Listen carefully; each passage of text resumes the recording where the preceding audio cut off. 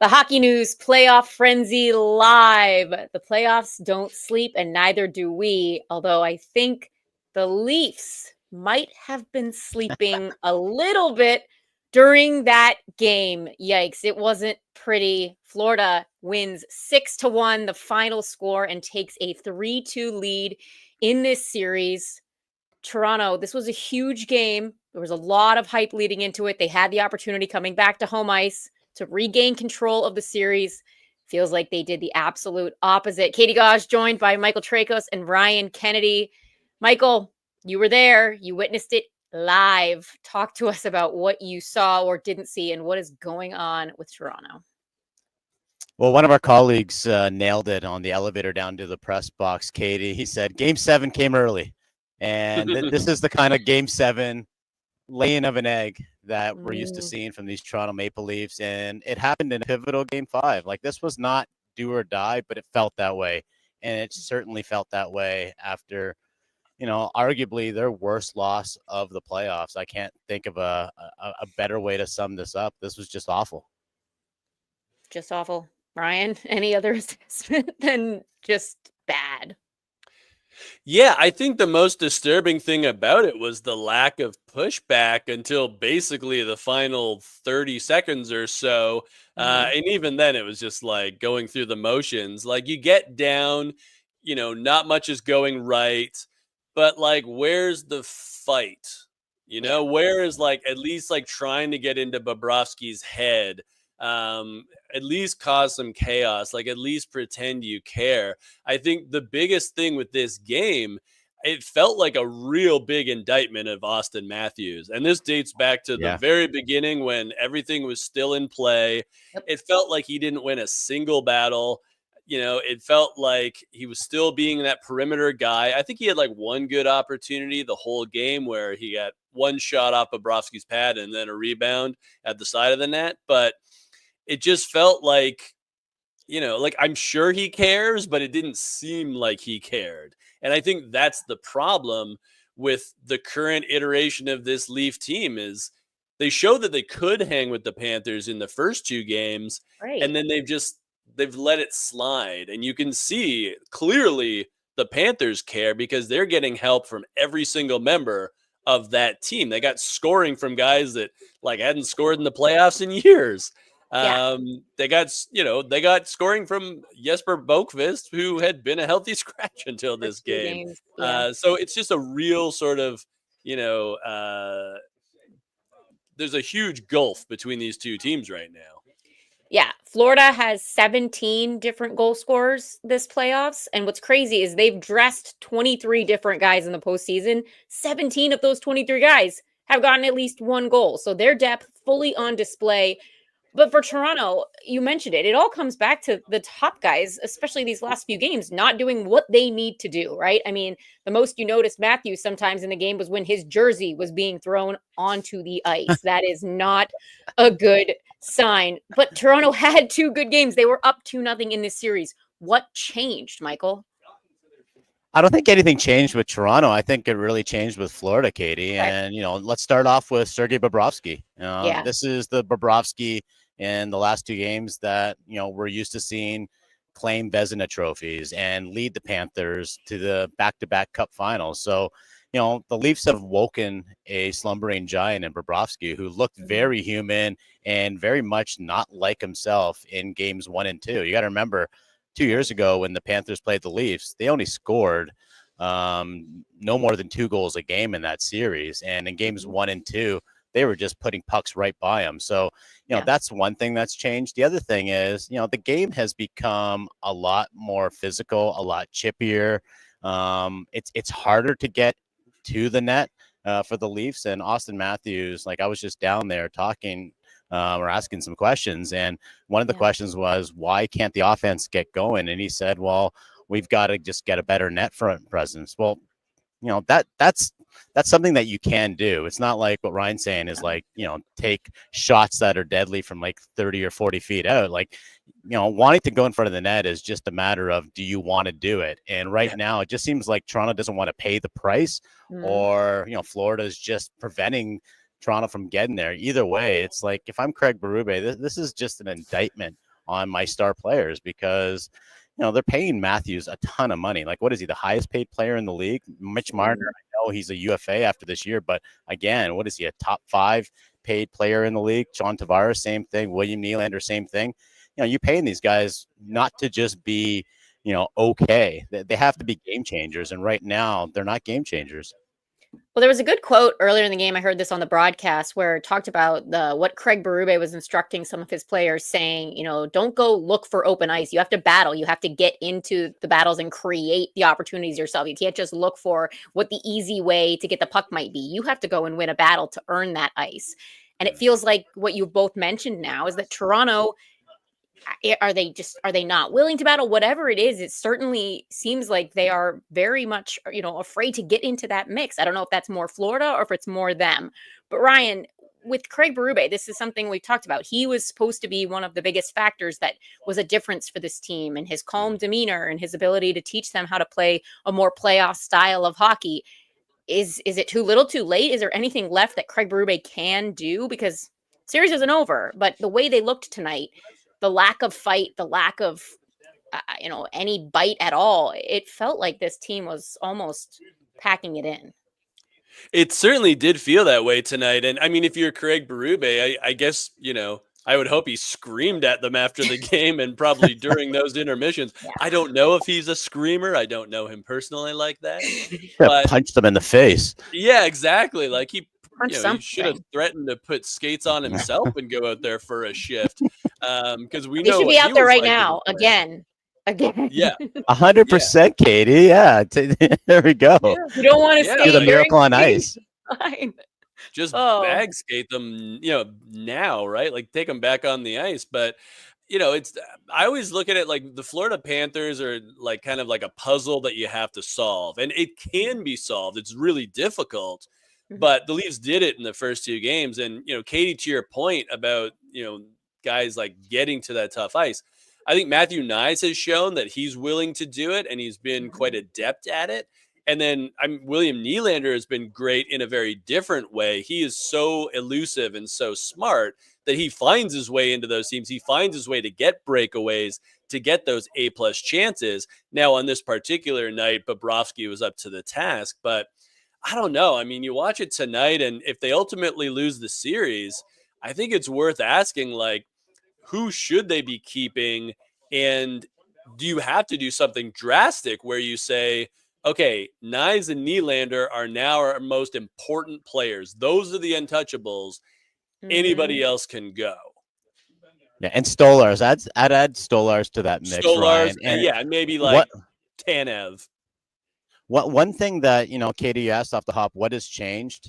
Having Joseph Wall back there instead of Anthony Stolarz is a huge change. Not because Wall is letting in a ton of goals. It's more about when Florida is forechecking and they're doing that dump and chase. Stolarz is a great puck mover. He makes that outlet pass right to the defenseman, and it's an easier breakout compared to Joseph Wall, who really doesn't like to handle the puck at all. So now you're forcing your defenseman to go retrieve the puck. And then by the time they get on that, like, is there a better forechecking team than the Florida Panthers? I don't think so. And, not having your goalie be able to start the breakout, I think is really hurting them. Count the times the Maple Leafs ice the puck in the first period where they're constantly hemmed in. I think that's a huge factor is they've got to figure a way out of their own end. And, really that starts with how do you stop that Florida forecheck? That's a really great observation, and both of you making good points. We've got a great comment here, and we started kind of alluding to it. Ryan, you started touching on it, but here's the comment. Why did the Leafs run back the core 4 after the Montreal series? That should have been the end. So certainly here we are again. They have 1 game series on the line to find some type of redemption if they can extend this series to force a game 7. But what are the thoughts right now? What's the state of the union on the core 4 as it stands? Yeah, well, that's a good question. Like, that's a question we asked every single year when this Toronto team either goes out in the first round or in the second round, I guess, is why do they keep running it back? And it's going to get asked again if they don't get past the Florida Panthers right now is, someone asked Mitch Marner, what is it? have you thought about this could be your final game playing in Toronto as a Maple Leaf? And, that's a real question. And Marner's like, no, I'm not thinking that way now, but he better start thinking that way, because if I'm Brad Treliving, I'm not rolling it back. Kyle Dubas rolled it back over and over and over again, believing that eventually this team was going to do what Colorado did and finally break through. Well, this core unit has been together since 2016. How much longer can you go? And, Ryan, what do you think? Is Mitch Marner, is he the first expendable guy, or because of his talent level, do you keep him around? Well, it's interesting. You mentioned Colorado. What I was thinking too was, like, the fear is, look at Washington, right? For years, they did not win with Ovechkin, Backstrom, Oshie and Wilson. And then they did, right? And I guess they got rid of Semin, though. What's that? They got rid of Alex Semin. They certainly did, right? But like eventually it did work for Washington. But I do feel like at this point, like if you look at the Leafs, there were other excuses that you could bring up before this. You could be like, okay, well, they were outcoached. You can't make that claim now. Well, they didn't have a good goalie. You can't make that claim now. Although your point about the puck handling of Stolarz is very good. And it really does come down to those Matthews and Marner. Like, are they can they play the game that needs to be played when the pressure is this tough? Because Florida's not going away, right, in your division. And, Ottawa, they've got some big, heavy guys that are only going to get better, led by Brady Kachuk. So they're not going away. Tampa Bay is, they're still around. They got crushed by Florida, but they took their pound of flesh out of the Panthers. Mm-hmm. So I don't know. Marner's a free agent. You look at this series and you say, well, Toronto needs Sam Bennett, who is also pending UFA. So, I mean, hey, would you rather have Sam Bennett versus Austin Matthews at this point? Yes. I'll take Bennett and Kachuk over Matthews and Marner any day of the week. I'm sorry. Even Bennett and Lundell. Like, Anton Lundell has been amazing in this series. Like, him and Luosterainen on that line with Brad Baby Barkov. Yeah, Baby Barkov. And we talk about Marchand because, he is such a pest and he's so good at what he does. But Anton Lundell is already an amazing two-way center. And that's part of the reason Florida has been so good is, if Barkov is spending most of his time preoccupied with Toronto's most deadly forwards, you're springing Lundell to, step up. And he certainly has. That whole line has. We had a great comment. We had a great comment. Yeah, I'm reading that comment. It walks like a duck. It quacks like a duck. Why do the Leafs think it's a dog? It is getting to a point where it is like you're just you know what they are now. Like we've seen it over and over and over again. How many times do you have to see the duck quack to know that it isn't what you want it to be, and what change can you make? This is another great comment. The Panthers dynasty kicked off when they traded Huberdeau for Kachuk, which at the time was crazy. Couldn't believe it. Thought it was going to turn out terribly. And there goes the run that we are still seeing to this day. So what similar culture changing move can the Leafs possibly make? Is that where we start to see the, we know Mitch Marner at this point, barring anything crazy, that's gonna be done. But is Matthews? Well, we don't know. We don't know that. Like you say that, Katie, but that's true. That is like if you lose Marner, here's the thing. Okay, like I know fans are probably like 100% he's gone, and you have every reason to believe that. Yeah, they're already planning his. Say if they get rid of him and Bennett re-signs in Florida, like who do you go after in free agency where you don't take a step back? And I think that's the fear with Toronto is that you saw Mitch Marner at the Four Nations and you say, okay, whatever demons he had in the playoffs, he just slayed them all because he did show up when the pressure was up and he came up huge in that gold medal game. So you're thinking, okay, well, this guy can play when the stakes are highest. And it just hasn't happened in Toronto. And, it is a team game, and I don't want to just blame Mitch Marner. But, again, if you walk away from Marner, you're going to regret it because he's going to play and he's probably going to win a cup for whatever team he goes to. And, unless you're going to get a Sam Bennett in free agency, or unless there's someone else you're going to go after, it's really hard to envision losing Marner and thinking this Toronto team ended up for the better.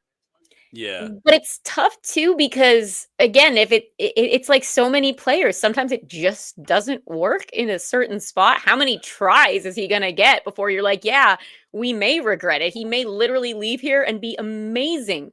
But if he's not going to be amazing here, how long can you hang on? And I mean, to your point, you absolutely need to, make sure that it is the right move for you. But, are you even going to be able to afford it? Has his value changed at all during this series? Look at Colorado and Rantanen. Like, there's a whole lot of there's a whole segment of Avs fans going, well, we'd rather have Rantanen than Nashus right now, and they're just watching what he does night after night with the Dallas Stars, going, oh boy, we really goofed. So I think that's also the fear. But there's a there's also a big segment of fans who at the time were like, yeah, he was going to walk, so we don't need him. And it's like hindsight's 2020 when you see what he's doing now. He was always capable of that. Ryan, what do you think? I go back to Austin Matthews. And so something that's kind of interesting to me, he's never won at the team level. Like, the only time he's won like a gold medal was at the World Under-18s, which at the time was a tournament that the U.S. always dominated because they sent the NTDP, and, major junior players were mostly in the playoffs. Canada, for whatever reason, they're getting more buy-in and they're getting better players at the World Under-18s now. And they won gold in what was also an off year for the Americans, but like never won a World Juniors. Obviously didn't win at the World Cup because he was on Team North America, which was fun, but didn't win at the Four Nations. Obviously has not won a Stanley Cup, has not played at the World Championship, and the Americans never do well at the World Championship anyways. Maybe I'm just being too reactionary here, but at some point, like, good players should win something, right? Like, even Marner has won the Four Nations. He won with London, too. He won a Memorial Cup, too. It's the birth year. Yeah, Marner won a Memorial Cup. He's probably, like, I don't know, maybe he's won the World Matthew Kachuk on his line, though, let's be honest. Hey, it still counts. Okay, listen, do you want to be Bradford Living and be the guy who not only traded Matthew Kachuk for Jonathan Huberdeau, but then you traded either Austin Matthews or let Mitch Marner walk? Like that, I'm sorry, but your Wikipedia page, it's gonna lead that off, okay? That is a reputation that no GM wants. I didn't even think about that. To be fair, he had to trade Kachuk because Kachuk was like, saying, not resigning here.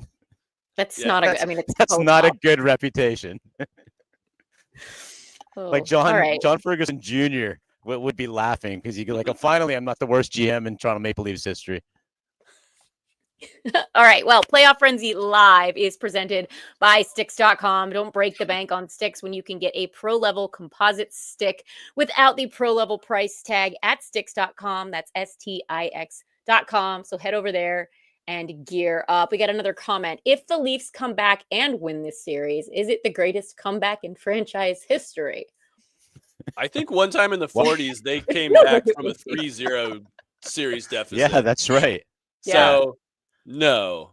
But it would definitely be, what's funny? It's like, they're not dead yet. Like, maybe they take this embarrassment to heart and win Game 6.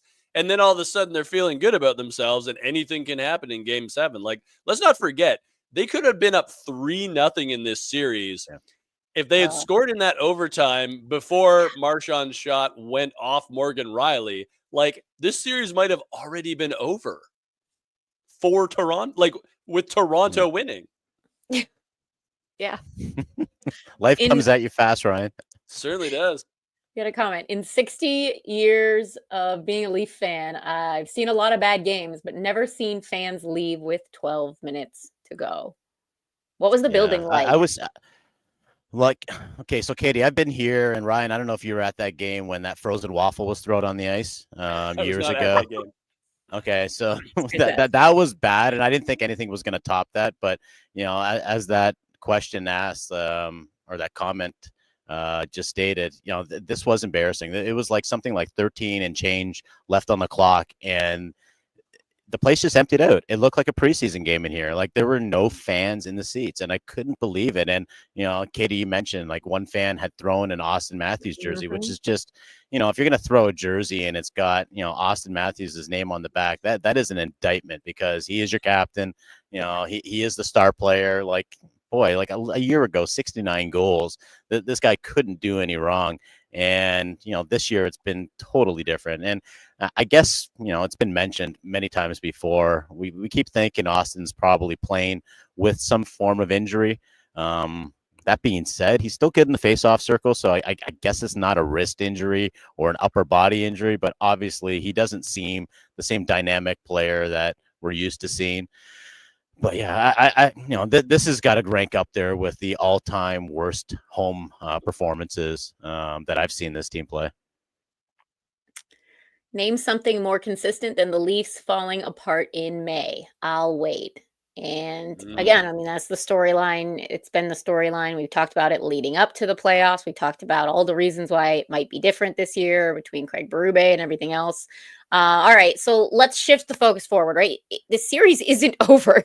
So here's a comment. Who needs to show up in Game 6 or risk being benched forever in Leafs lore? So who needs to show up? What needs to show up? What needs to happen? Because Game 6 is still an opportunity. It's going to be tough. It's going to be down in Florida. But it's not impossible by any stretch. Okay, so we've talked to death about Austin Matthews and Mitch Marner and the core four. So I'm going to mention someone else. At the trade deadline, the Leafs went out and gave up a first-round pick as well as highly, touted prospect in Grebenkin to the Philadelphia Flyers for Scott Laughton. They didn't envision Scott Laughton to be centering the fourth line. That being said, I think the reason they got Laughton was for the playoffs, and we just haven't seen him be that X factor or, really match, Florida's physicality and just kind of, try to turn the tide either with a big hit or something. So, I'm looking for Scott Laughton because that was a high price they paid for a guy that, should have been centering your third line, arguably could have been playing either on your second line on the wing, but, basically is just holding space on the fourth line right now. Maybe they should try him on the second line. Who knows? On the wing. One player that I think needs to step up is Morgan Rielly. And we've seen him chip in some pretty important offense earlier in the playoffs and even earlier in this series. But it just feels like his defensive awareness has gone out the window in the past year or two. And that has hurt them. Like, I'm not going to blame him for having a puck deflect off him for that overtime winner in Game 3. But there just seems to be a lot of situations where it's like, where are you going? Or it's like, why didn't you see that guy? And I don't think he's alone. I think we've seen that a little bit. And again, maybe it's just a credit to the Florida Panthers and the pressure that they put on in the offensive zone. But it does feel like a lot of the times Toronto's D is like looking at each other like, you get that guy, and that guy is already streaking down the side towards the net. All right, well, we've talked a lot about Toronto, what they need to do, what hasn't gone well. Tonight's game will definitely not be one to remember. If they come back from it, it'll be amazing. If they don't, it'll just be a testament to all the problems that have continued to persist for Toronto in the postseason. But let's talk a little bit about the other series that's taking place tonight. An opportunity for the Edmonton Oilers to end their series with Vegas. So we are between periods. After the first, it is zeros across the board. Edmonton outshooting Vegas 8-5. Stuart Skinner back in net. That's obviously the big story. He left. Cal Pickard came in, won all the games, but then got hurt. What do you guys sort of see from this series? I mean, does it feel like Edmonton sort of exercised whatever demons they were facing in the beginning of LA and they haven't looked back? What have you noticed? Yeah, McDavid is a really good player. Same with Leon Draisaitl. Yeah, it's amazing how two players can either sink your team like Marner and Matthews, or they can elevate everyone else around them, like McDavid and Draisaitl are doing. So it doesn't matter if Skinner's in net, if it's Pickard. Edmonton's just playing great hockey, and they just there's probably a sense of belief. And Ryan, you could probably speak on this more. Like, they went to the final last year. They came within one game of winning the Stanley Cup, and it just feels like this is a different Edmonton team I thought they were going to go in the first round against LA. I thought it was finally LA's turn. Now I'm wondering, can anyone stop them? It just seems like they're destined to go back to the final. I agree. I tweeted this like during the last game. I'm like, I don't see anybody stopping Edmonton in the West the way they're playing. I think very much like Florida, they're getting contributions from everybody. So yeah, you got McDavid and Draisaitl up top, but like Adam Henrique has a huge game, or like Corey Perry has a huge game. Right. Evander Kane has been so much better than last year when he was, also coming off injury and really a non-factor in the Stanley Cup final, but he's been great for them. And then you add in Trent Frederick, who's just like the ultimate playoff type of depth player, where it's like you got those two guys to add in with Zach Hyman. So now you kind of have like 3 Zach Hymans, and that's like a nightmare for people to try to cover because they play that heavy game.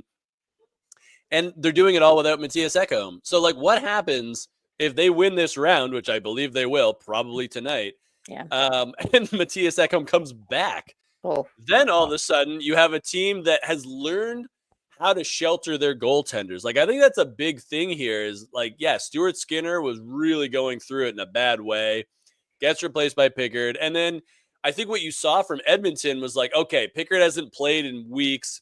We got to make sure that we make his job easy. So it was like full frontal assault. And, you see some of the shot totals in some of the games they've played, both against the Kings and the Golden Knights, where it's like the other team's getting like 3 shots a period or like 5 shots a period. Even a goaltender that is not like elite is probably going to stop 3 shots in a period. So now both goalies have got confidence. Like Skinner feels like he's back. And you're playing at such a high level. Like the only thing I could see is that Edmonton is so full throttle. Like maybe they run out of gas at some point, but I wouldn't bet on it. Yeah, I mean, it just feels like at this point, every team kind of has to find something. For Florida, I mean, with the number of players they've had scoring, they obviously have the depth, but their star players have been doing well. And now, other than a couple off games from Bob, they've got goaltending. For Edmonton, goaltending was basically the only thing that they didn't have. Those first few games, they weren't getting the star players, but now they're going. The depth has shown up probably more this playoffs than it even has in past playoffs, which actually is a big factor to making them even scarier. It was always just the goaltending situation. But like you mentioned, Ryan, if you're able to protect them, then all of a sudden that problem kind of goes away. All right. Well, we got 2 games tomorrow, guys. So I want to quickly just touch on what we're going to see there. Both of them are opportunities for series to end. Carolina's up 3-1 over Washington, and Dallas is up 3-1 over Winnipeg. Do both of those games or both of those series get ended tomorrow? Is one series going to continue? What do you think about the 2 matchups? If I had to choose between the two, I could actually see Winnipeg maybe coming back. Obviously, Connor Hellebuck, his home versus away splits are it's crazy. So they're going back home. So I imagine we're going to see a better version of Hellebuck. But yeah, I don't know. Carolina just seems like they just match up so well against Washington. It feels like that one's going to be over. Yeah, I think both series are spiritually over, but I could see Winnipeg winning one more game and then Dallas just winning at home in game 6. But I totally agree. I think, Carolina, if it's Carolina, Florida, that's going to be a fascinating matchup based on how both teams play and are playing right now. Yeah. But it just feels like Winnipeg really needed that split. Because, again, Dallas is getting healthier, right? Like, Miro Heiskanen is back. So now you got a guy that is completely comfortable playing like 27 minutes a game. And you're and at a high level, all of a sudden that takes pressure off every single one of your other defensemen, including the ones that have been playing amazing, like a Thomas Harley. What does spiritually over mean, by the way? Like, the Toronto series feels like it's emotionally over, but it's spiritually over. What does that and you can say spiritually, like, it's not technically over, but it's like we all know in spirit it's over. That's fantastic. I will say, I think if Dallas and Edmonton are facing, that's going to be a heck of a Western Conference final. I'm all for that. And I'm genuinely still, after Ryan mentioned it, trying to figure out what Carolina and Florida looks like. I don't even know. I still feel like Florida would be favored in it, but I don't know how it works out. It'll be very interesting. I really was low key wanting to see Washington, kind of make that push and get there, but it does feel like spiritually both of these are probably over. But again, anything can happen. That's what the playoffs are all about. So the Leafs have one more chance to extend their series. That will be on Friday night. We will figure out what time it is here in the near future. But guys, I think that does it. Michael, I'm going to give you 1 minute to give some final thoughts. Oh, no, 30 seconds. 30 seconds. Give us some final thoughts on one positive that the Leafs fans can try to hold on to until Friday. Okay, so Anthony Stolarz practiced yesterday. If he can come into game 6, I think that maybe that is the thing that really kind of becomes the X factor for the Leafs. But I'm just not feeling good about this one. I really am not. Now, the last 2 games were arguably the worst 2 games. Maybe after a blowout, you embarrass a team so much that they just, spiritually they want it. But it just feels like this one is over. Well, in Stolarz we trust, but it definitely feels like things are trending in the wrong direction, but we will have to see. That does it for the Hockey News Playoff Frenzy Live. Michael Tracos at the game, Ryan Kennedy, and Katie Gauze. Thanks so much for joining us. Thanks, as always, for all the comments, the questions. Keep them coming. I'm sure we will have plenty to talk about after Game 6 between Toronto and Florida, whether the series is going further or it's over. Either way, we shall see on Friday. All right, fans, thanks so much for watching again. Playoff Frenzy Live presented by Sticks.com. We will see you all next time.